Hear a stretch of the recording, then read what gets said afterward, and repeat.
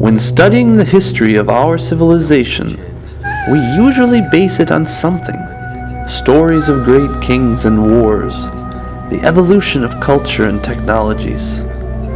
But there is another approach, history from the point of view of medicine, and not even from the point of view of the development of medical thought and the craft of medicine, rather from the disease's point of view, for this is something that also illustrates the stream of history, the movement of nations, and the fall of great civilizations.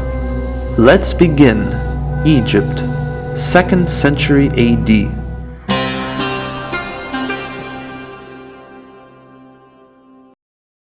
If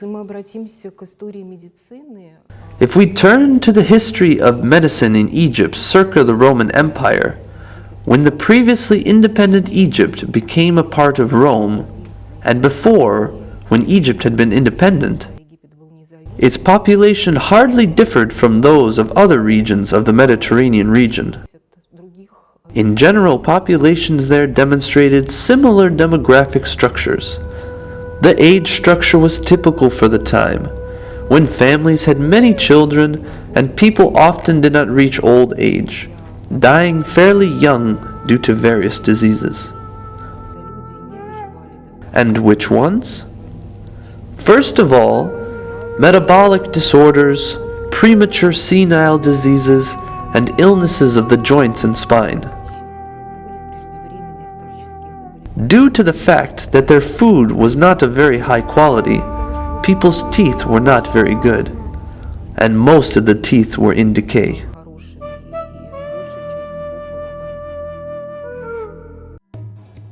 Thus, anthropologists and historians recreate a picture of people's lives by studying their remains, their illnesses. They find out what they ate, how they lived, how their work, or its absence, if we're talking about wealthy Egyptians, influenced them. Illnesses from that time and region have been known for a long time. Plague, tuberculosis, leprosy, malignant tumors. They were common, not just in Egypt, but throughout the entire Mediterranean. Достаточно уверенно объяснить причину заболевания, необходимо изучить кости, и, к счастью, у нас существует такое... To explain the cause of a disease with certainty, you have to study the bones. Luckily, we have a method for this. It's called the paleogenetic method, and it allows for not only studying the DNA of the person whose remains are being examined, but also the DNA of the contagium, the plague, leprosy, tuberculosis, or syphilis. We already have the research algorithm, and we get reliable results with it.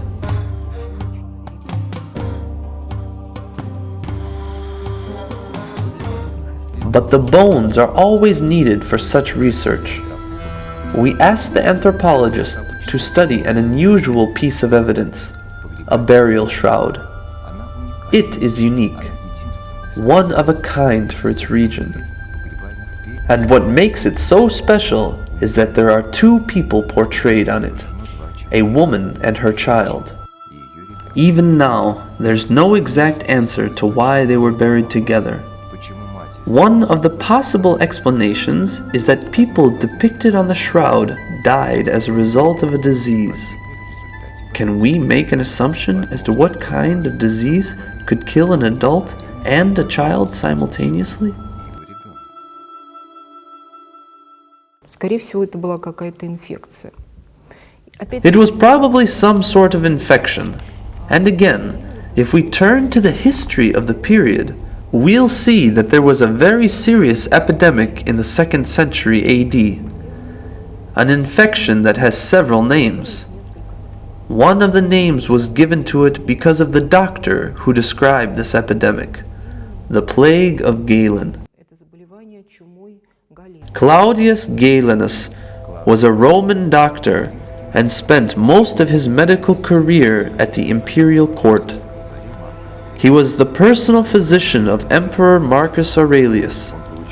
He was of Greek descent and received an excellent education. He traveled a lot, collecting information on medicine. He certainly was a great doctor, surgeon, and philosopher. His writings on anatomy were used up to the 16th century, and some of his theories are still relevant today. In the year 166, he was in Rome. That's when the horrible epidemic began. Но вот нам не повезло, потому что именно эту эпидемию он описал достаточно кратко, и поэтому... Here, we didn't get lucky, because his description of this particular epidemic was very brief. This is why there's still an open discussion. Some scientists think that it really was plague, the plague of Galen that he described. But many doctors think that perhaps what was described was a viral infection, like smallpox. If it was pox, then definitely this viral infection is known for its acute state and high percentage of deaths.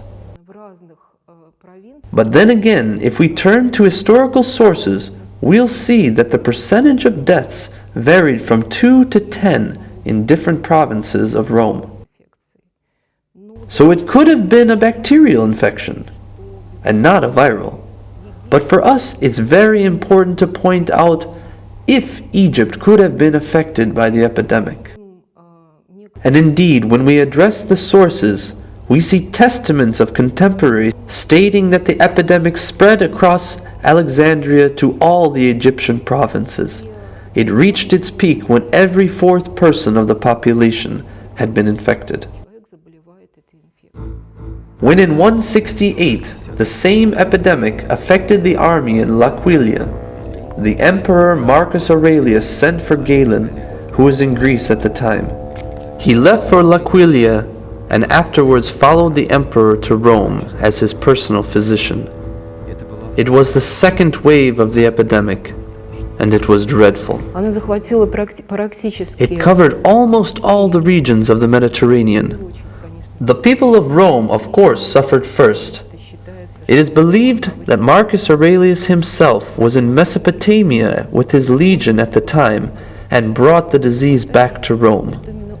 It is also believed that this was the cause of his death, despite the fact that we do not have an exact description of his death.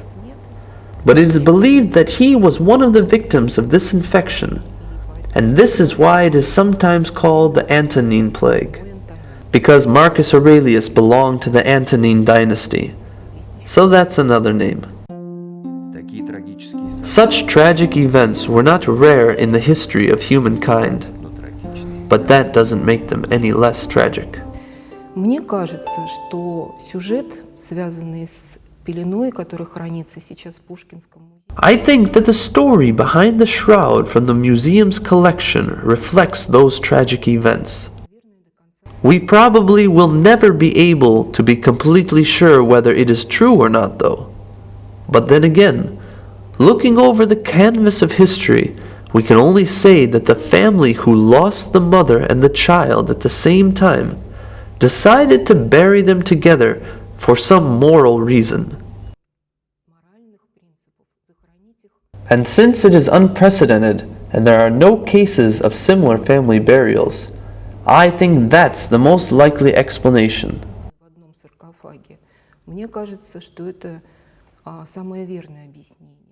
I think it's unnecessary to talk about someone burying two people in one sarcophagus together to save money.